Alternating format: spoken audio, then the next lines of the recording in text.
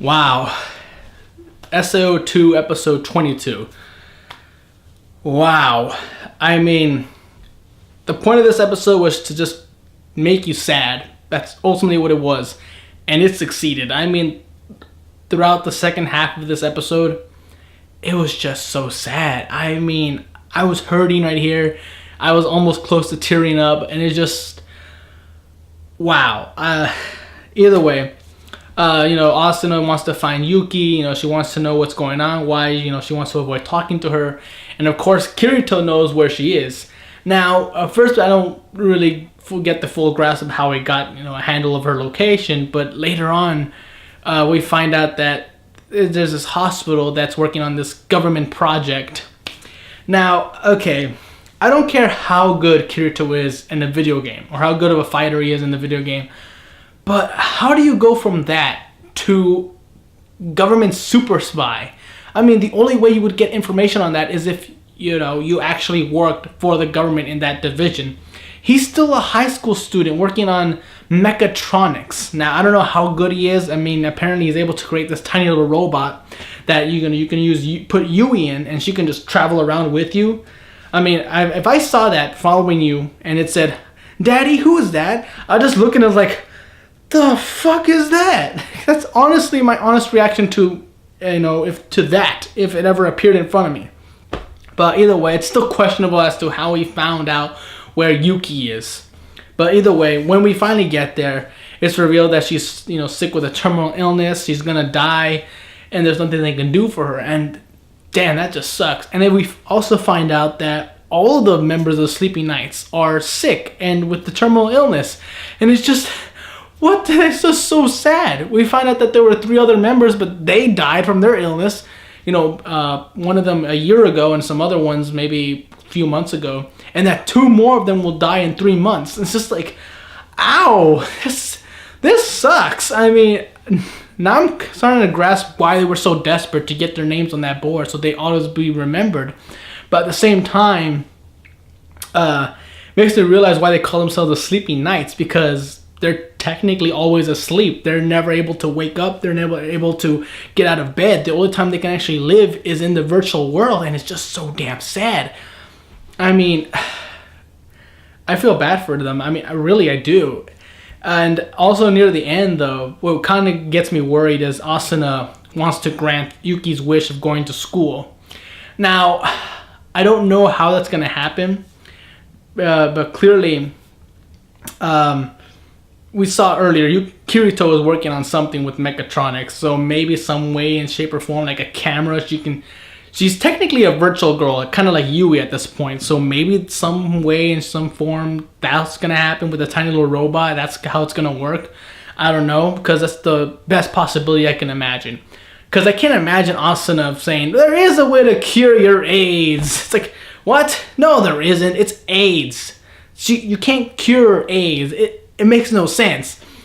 And the other possibility I can probably think of is...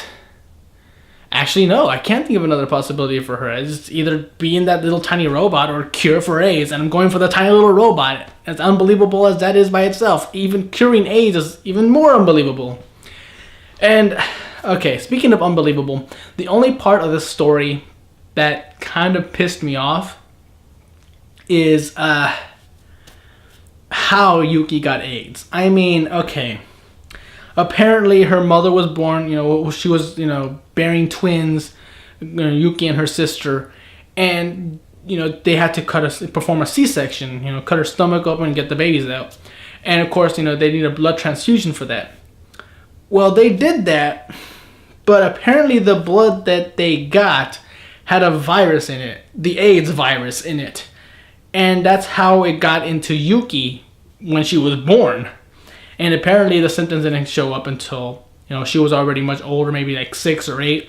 Now I know that. I know AIDS don't usually show up, the physical symptoms don't show up until your later years. But, okay. The part that irritates me is this.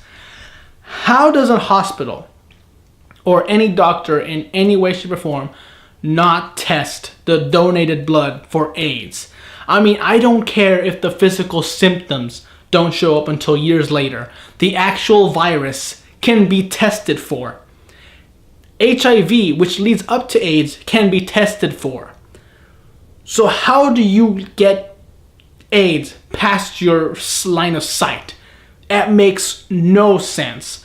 I mean, I've donated blood and they test the shit out of that stuff.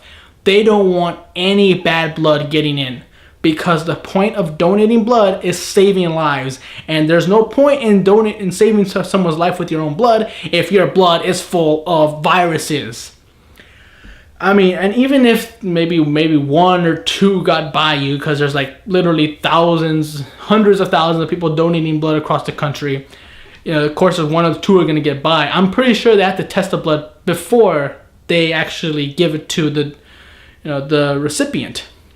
Because, I mean, how do you just not let that get by you? It makes no sense. But either way, that's ultimately my only problem with this episode. And it makes me wonder as to maybe this will be the key to Asana's future. Maybe she'll realize, she wants to be a doctor and help people, because she does seem to be, more interested in healing in the game, than she is in fighting. So maybe she's gonna be a nurse or a doctor in the future, and that's how it's gonna work out. I have no idea. It would be an interesting path. It would be great for character progression for Asuna. She finally has a career in mind. She's gonna finally start studying that.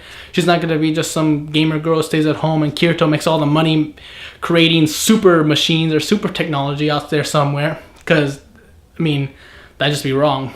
Either way, like I said, great episode. Really sad. I mean, it hurt me inside just watching it the entire time. I was near crying. But again, the only problem with the episode is how the AIDS got by the doctors, their line of sight. It just makes no sense. It just made me think like it was a contrived way of getting Yuki sick with something, some kind of terminal illness. But I'm sure there could have been another illness they could have gone with and it would have worked just fine. But, it had to be AIDS. But either way, that doesn't, take away from the episode. It's still a great episode. It got the point across, heartfelt, heartwarming, and ultimately all around great episode with questionable story elements. But again, still a great episode. So hopefully the next one is just as amazing, just as heartwarming. Yuki going to school, I'm still wondering how that's going to work out. But it's going to be great to see her smile and knowing she's going to die. At least one of her wishes was granted before she, passed on.